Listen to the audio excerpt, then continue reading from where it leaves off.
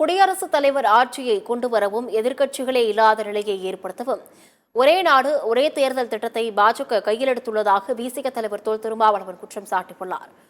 பல்வேறு நிகழ்ச்சிகளில் பங்கேற்க விருதுநகர் வந்த திருமாவளவன் செய்தியாளர்களிடம் பேசினார்.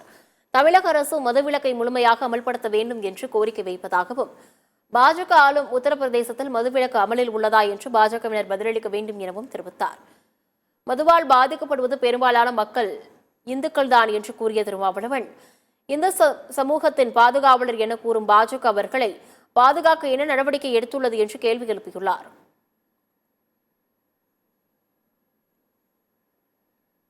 முறையை கொண்டு வருவதற்கு முயற்சி ஏற்கனவே இதை நாங்கள் கடுமையாக எதிர்த்திருக்கிறோம்.